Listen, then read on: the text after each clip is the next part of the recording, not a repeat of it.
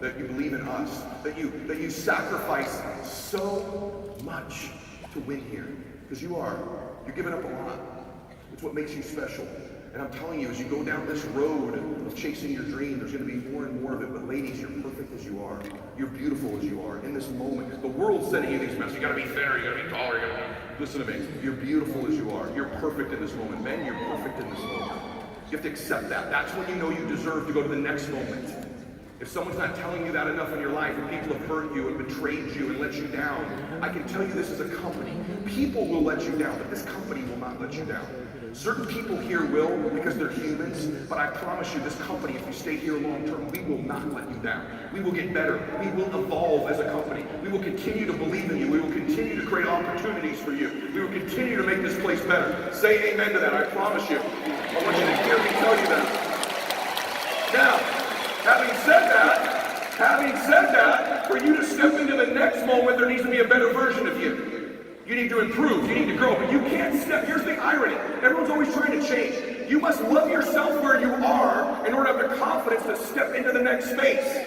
You can't get to the next space by not loving where you are now, by knowing you're perfect now. I want you to believe that about yourself. I want you to compete. I want you to get after it. There's a chance to compete here, to win, to make a name for your family, to change your family tree forever, to get after it in your life. Like truly get after it. Truly win in every area of your life.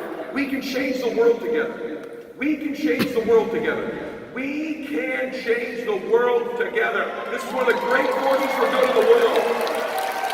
But what you need, ladies and gentlemen, is you need a little junkyard dog. You need a little road dog. Listen to me. I told you earlier, you're going to get what you fight for. See, ladies, that's that junkyard dog. That sounds like a male-dominant, testosterone-filled, masculine tendency. Ladies, let me tell you something. I seen you at my kids' schools when some other kid messes with your kid. You ever see the sweetest mother in the world and some little kid takes advantage of their little kid? I've watched mothers literally physically, probably abuse other people's children in protecting their own. You know what I'm talking about, women, yes or no? Someone messes with your kids, that junkyard dog flips real quick, pretty lady, doesn't it? Huh? This pretty, pristine, Christian little girl you are, someone dogs with your kids, you're like, we'll slap you know what out of you. I seen it. Am I right or am I wrong? Let me tell you something. The world is slapping your family around. See, when you get all fired up like this, here's what's difficult about WFG. If this was a sport, we're just going, man, right? But the challenge is, that's just 3 hours a week. In WFG, you gotta bring that intensity daily when no one's watching.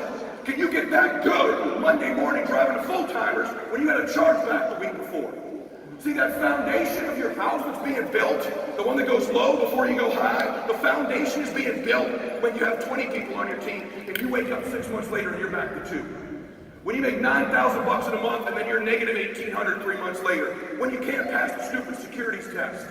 When your best person quits, then you get another best person and they quit. And then they leave, go somewhere else and take your other good people. That's when the foundation is being built. That's when it's built. You're not going to build it the first time. Every time I see someone come in here and start rising up, I literally think, Rich and I used to tell them, I go, let's see what they do when they're slammed to the pavement. Let's see when the first really controversial thing happens. Let's see when they go through the first real adversity. See, the people you see that are winning here, they haven't won once. They've won many, many times. As an entrepreneur, you're going to have false start after false start after false start. You're going to get it going, it's going to go backwards. You're going to get it going, it's going to go backwards. And it's your ability to stay mentally tough and connected to your faith and chasing your dream that can ride out that time for you. Say yes. Say yes. You're going to get tested. See, those butterflies that you get, they're memory makers. See, every great memory of your life was preceded with butterflies. Think about it for a minute. Go back to your life for a minute. All the great moments of your life, by the way, they happen, as Tim say, on average days. But you get these butterflies in your belly, don't you? You can feel them a little bit. You had a butterfly before the birth of your baby. You had a butterfly before you were married. You had a butterfly before maybe this convention. I had butterflies before this speech. All great memories precede the butterflies. Butterflies are memory makers. It's God's way of saying, wake up, here it comes. You must start to chase more butterflies in your life. because there's going to come a time in your life where you have to decide what you're made of. I have this thing I've been saying for a while, but I'm going to amend it with you. I have this amazing belief that at the end of my life, that I'm going to get introduced to the man I was born to be. See, as a Christian, I believe at the end of my life, all I want the Lord to say is, hey, well done, good and faithful servant. But I think part of that, by the way, I'm a sinner saved by the grace of God only. I just want to make sure you understand that. None of us in this room are perfect. I am probably a bigger mess than you are, okay? I just keep going, man. I just keep believing. I just keep growing. I know I'm a zoo, and that's why I wrote the book, is to help us all be less of a zoo, right? But see, I have this philosophy that at the end of my life, I'm going to get introduced. When he says, well done, good and faithful servant, I think I'm going to turn around and he's going to go, by the way, this was the man you were born to be. These are the places you could have gone, the memories you could have had, the experiences, the contribution, the moments, the butterflies, the achievement. He was on this other lane. I want you to meet this man. And I believe a heavenly passing is meeting that man, and we're identical twins. We are equally matched. I meet this man I was born to be, and he looks at me and I look at him, I go, man, I've been chasing you for 88 years.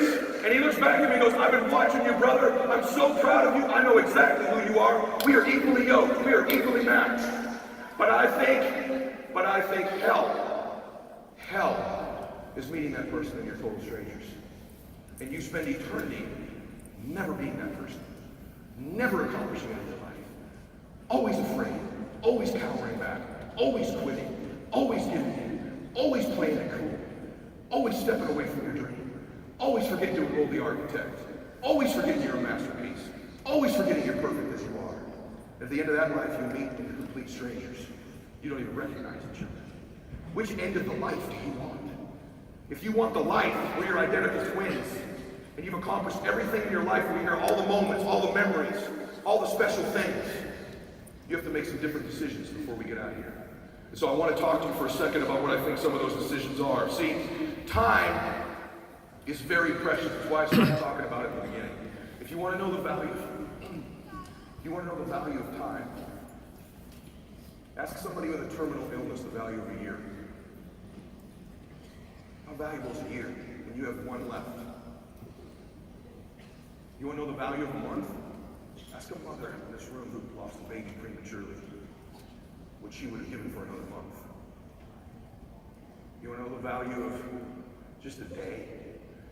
Ask somebody in this room who lost somebody that they loved so dearly and what they would give to have one more day with them. Ask them. Time is precious. I just got chills all over my body. Time is precious and you're wasting it. You're here like that, man. You got 8 years. Some of you got 3 years. Some of you got 2 years. Some of you, it's a flicker that's left. And we don't know how long you've got. And there's a time where you're going to meet that person you were born to be. There's going to be a time where you get introduced to the man or woman you were capable of becoming. You're going to meet them someday. They're there waiting for you. You're either going to get well done, you became them, or not so well done, you didn't. And you're going to live the rest of that time wondering why you didn't become that person, wondering why you didn't go for it. My family, when I was growing up, I don't know if any of you had this, we had this living room furniture with like cellophane on it. Any of you have any of that? Yes or no? We weren't allowed to sit on this furniture. You have anybody live in a house like that? It was in my living room. I have no idea why we couldn't sit on it, but evidently we were waiting for a really important time to sit on that furniture. How many of you live like somewhere like that? We never sat on it. We never got around to sitting on that furniture. In fact, it just became outdated and cheesy eventually. Never to be sat on. And that's what most people do with their dreams. They wrap them in cellophane. They put them away for another day, another time, because they think they got forever. They got forever to chase their dream. I got forever to get around. There'll be plenty of opportunities. Let me tell you something. I don't know if this is your first opportunity, but what if it was your last? What if this is the last shot, the last time, the last great thing that's going to happen in your life? Then how precious would it be? Because let me tell you what I know about you. You are precious. You are special. You were born for a reason. You're in this room for a reason. Your family's depending on you, even though they don't know it, to win. There are millions of people out there. That father, that mother, that father that got up today, he's got 4 boys at home. He wants to make them so proud. He wants to be their hero. He wants to win for his family. And he can't. He's in an impossible situation. He's got no hope, no dream, no opportunity, no shot. So yeah, he throws a jersey on, has a couple beers on the weekend, and celebrates other people winning in their life. And we're sitting here quiet, playing small, still proud of 2 arenas. We had 2 arenas last year. We should have 100,000, 200,000, 500,000 people. We got to keep the people we get, and we got to grow. This is the greatest opportunity in the world, and we are playing small. In fact, we're a $760 million paid commission startup with hundreds of thousands of recruits, millions of recruits, probably 1 million clients by now, and we're still a startup. We still have a national market penetration of less than 1% nationally in the entire industry. We're a startup. You're a part of a behemoth with backing, with strength, with leadership, with experience. That's a startup. There's no business environment in the world like this. Pay you 6 figures, 7 figures, no capital outlay, change people's lives, work on yourself. The greatest personal development program in the history of the world with the biggest compensation package attached as you grow.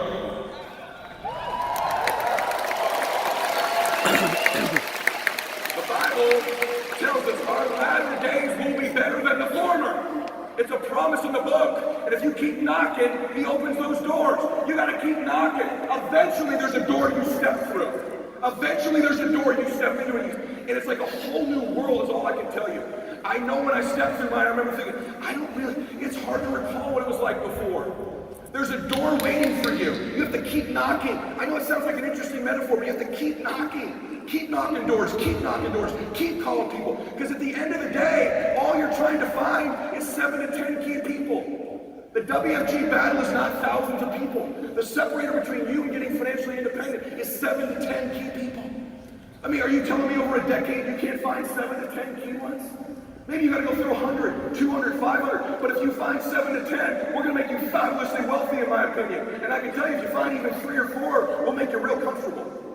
You gotta find those people, you gotta keep knocking the door. People, every BPM is another knock. Every phone call is another knock. Every person in your warm market's another knock. Every person in the grocery store is another knock. Every parent on your kid's team is another knock. And they look cool. They're in the cool lane. They would lead you to believe they're happy.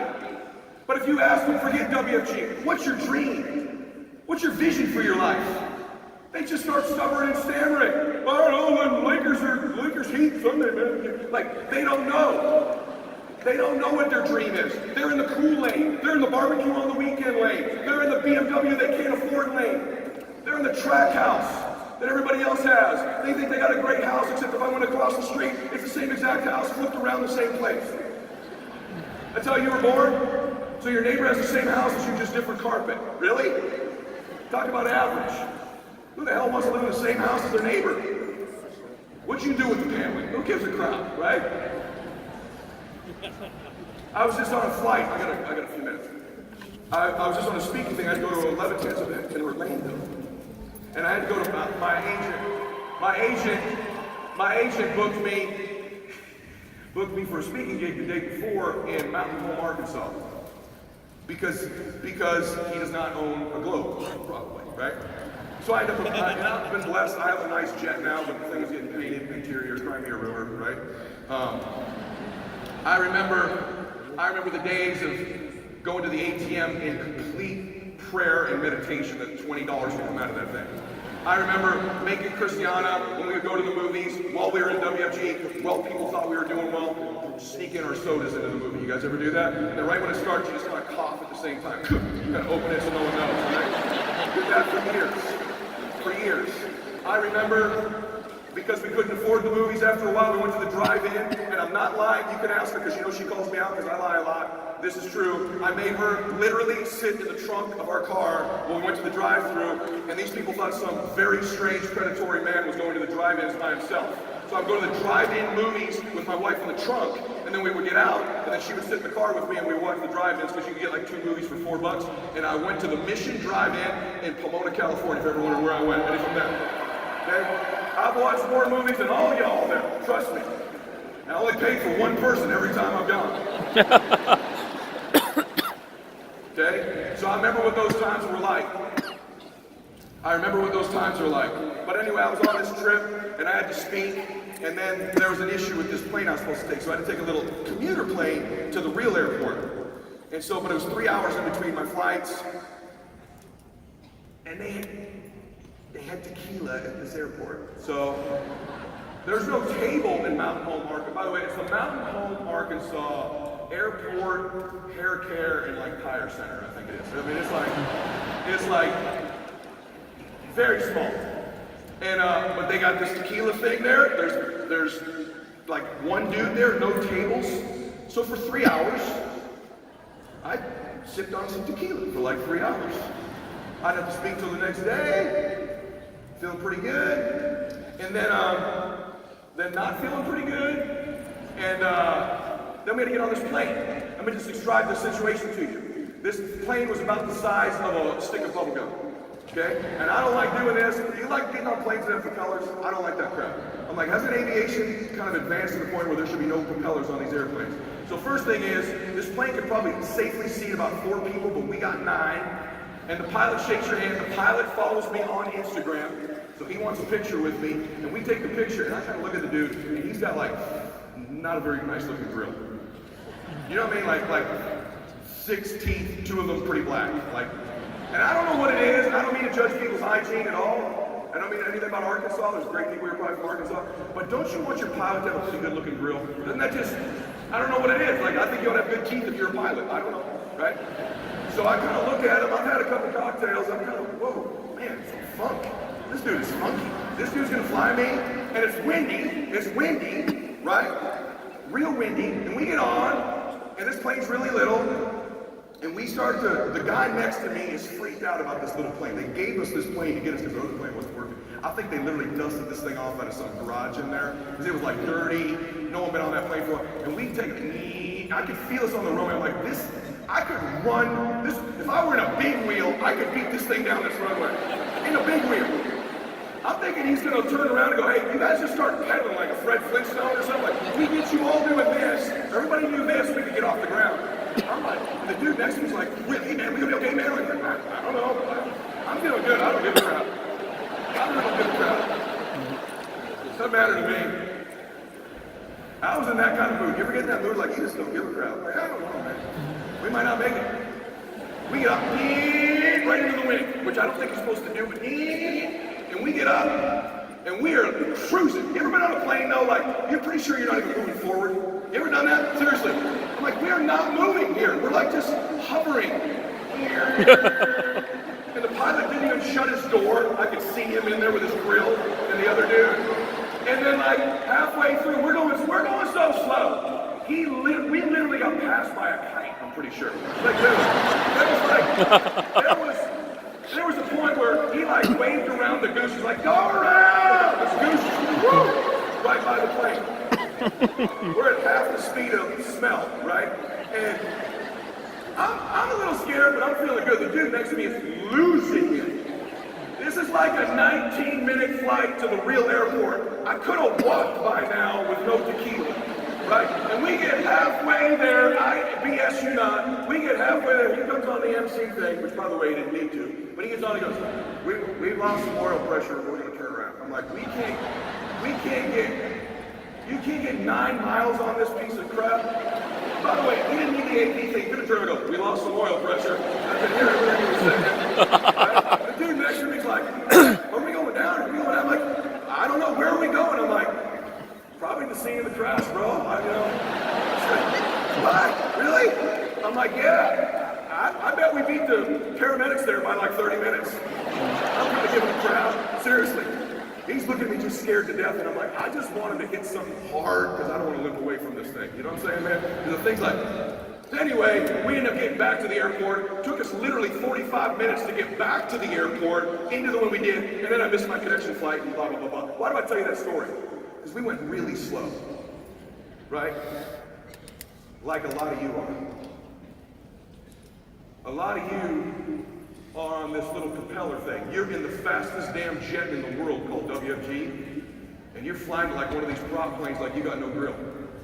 That's what you're doing. You flying it so slow, real bumpy. Are we going down? I'm losing pressure, freaked out all the time, right? That's how you doing WFG. That's how you doing it. You need to get in a hurry. You need to get after it. Let me tell you something. Casual people become casualties. Casual people become casualties. You got to get after it. It's got to be faster. You got to be more aggressive.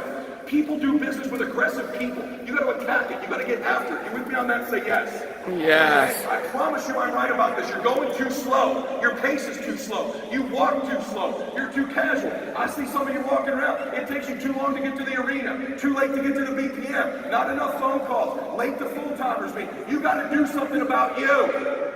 You got to do something about you before we get out of here. Because if you keep knocking those doors, he's going to open them. Listen to this. Corinthians 16:9. Because a great door, a great opportunity stands wide open for me, but there are many opponents. That's Corinthians. Matthew 7 verse 8. Continue to ask and God will give you. Continue to search and you will find. Continue to knock and the door will open for you. Revelation 3:8. I know all the things you do. I have opened a door for you that no one can close. No one can close. You think all the time, here's what you think. You think people like me don't win. You don't know how weak I am, how screwed up I am. I'm not as fired up as all these people. I can't stay focused all the time. In the Bible, the Lord used all kinds of screwy people. I love Peter. I said this book. I love Peter in the Bible. He used bad language. He raised his voice too much. Even denied the Lord used him for great things. Opened a bunch of doors. Built this whole kingdom with a bunch of screwed up people. And we're going to build this whole kingdom here with a bunch of screwed up people. We're going to build this whole thing up. We're all screwed up. I love that you're screwed up. I love how screwed up you are. Let me tell you something. Crazy people rule the world.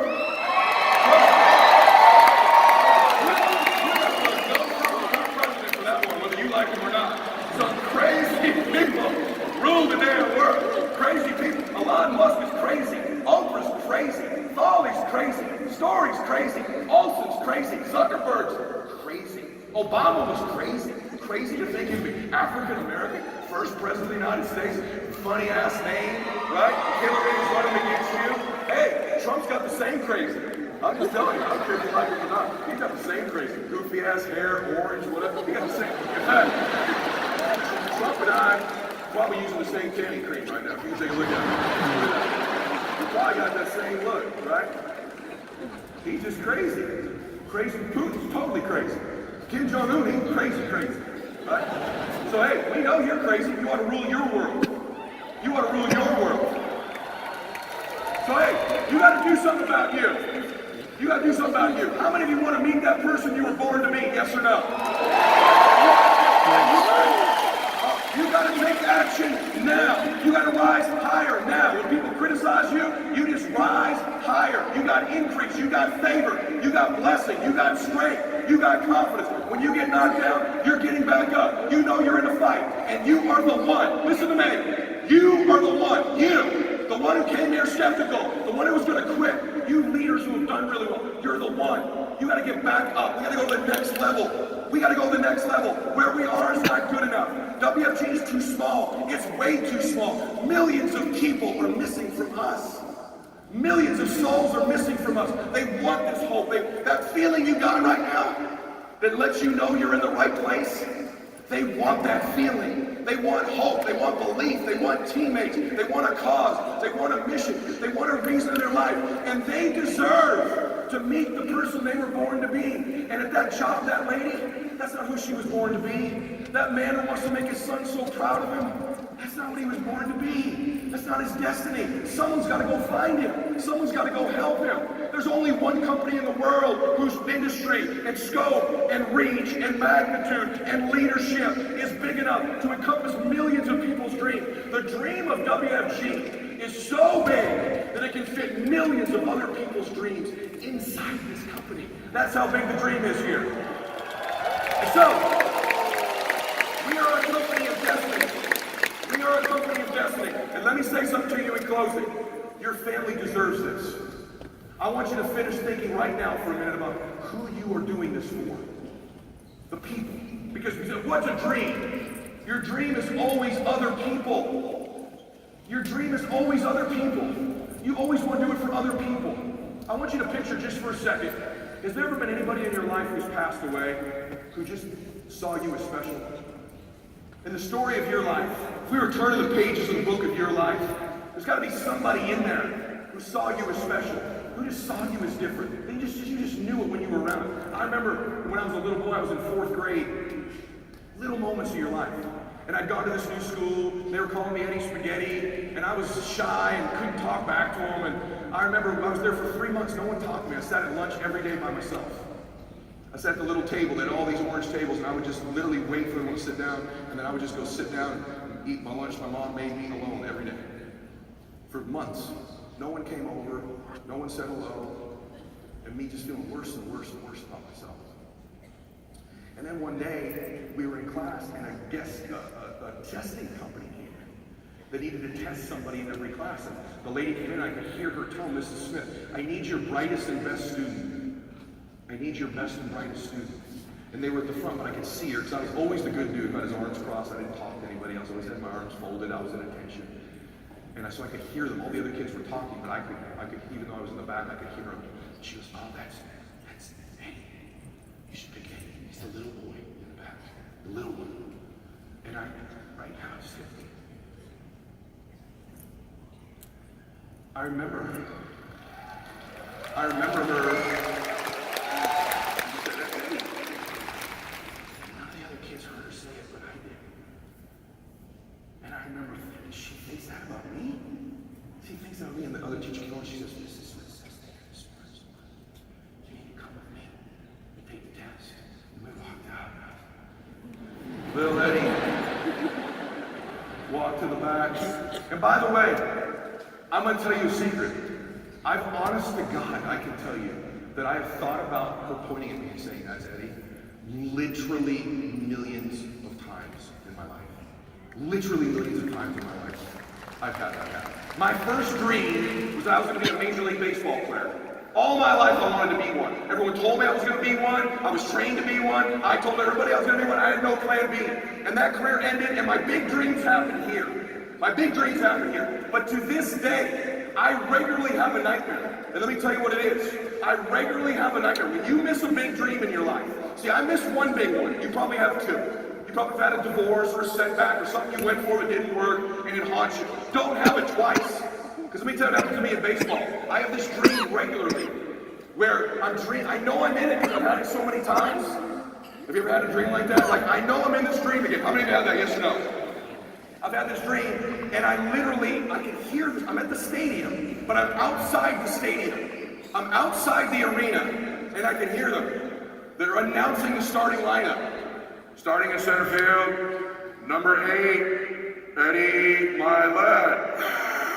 And I can't get in the stadium. It's all locked. When I go to, there's no doors that will open. And I can hear them. They're announcing me again and again. I can't get in the stadium. Can you imagine the fear that would happen if you were in a baseball game? I can hear my name being called, but they won't let me in the stadium. They won't let me in the door. They won't let me play. And it haunts me. I'm 47 years old. I'm worth millions of dollars. I have a great life. And that dream I missed still haunts me to this day. I have that dream monthly. Regularly, over and over. Any of you former athletes or any of you former dreams, you have the dream. I can't get in the stadium. I decided when I got into WFG that I was going to be in the stadium. I decided I was not going to be a fan. I was not going to be some guy in the crowd. I was going to be on the field. I was going to play. I was going to get after it. And the reason I do that, and I want you thinking about this too, is I do it for those faces. Who are the faces that you're doing this for? Picture them. Who was the person when you were little? Maybe they're gone. Right now, if I asked you, look at their face. Write their names down. Who are you going to do this for? What's their face look like? Just picture their eyes. These are your reasons. These are your dreams. Who are you doing this for? Is it your mom? Your dad? You saw Dan with Mrs. Charlier up here yesterday? Is it your children? Picture their faces. Picture them. See their precious faces. Those souls that are connected to your soul. Do you see their faces? How much do you love them? How much do you want to make them proud of you? How big of a difference do you want to make in their lives? That's the reason you do this. You've got to continue to fight for them. You've got to continue to get after it for them. You've got to continue to believe you can do it for them. They're your reason. They're your dream. They touch your soul. Part of the dream the Lord sowed into you when He breathed life into you was to do something great for these people that He already knew were going to be a part of your plan. He had a divine plan from you from the beginning. From the very beginning He made you. He knew you'd be in this room right now. He knew I'd be speaking to you. He knew you'd be making decisions decisions right now. He knew I'd say these words to you right now. He gave me these words to say to you, and he now faces a decision. You do of what you're going to do with these words. You face the decision. You make the choice. Your life's on the line. Their life's on the line. Are you going to be the one? Are you going to rise up? Are you going to evolve into something special? Are you going to step into that next version of you? Are you going to leave here when we hit those doors in a minute? Are you going to leave here a different you, a stronger you, a more faithful you, a more convicted you, a more believing you, a happier you? Can you shift? And by the way, don't shift like that. It's just a decision. It's just a decision. It's just a decision. No one knows you made it. You just shift. Boom. You just shift. Boom. You lock in. You're different. No one else needs to know it, but you know it. You can just feel it. You can just feel it. You can feel it. Feel it. And you make that shift. I want to challenge you to do something. I want you to do all the things in your life that you don't want to do as fast as you can, so that you can do all the things you want to do in your life for as long as you can. Amen. Do you hear me on that? Amen. Okay. Let's go change the world together and max out our lives as one. God bless you. Max out.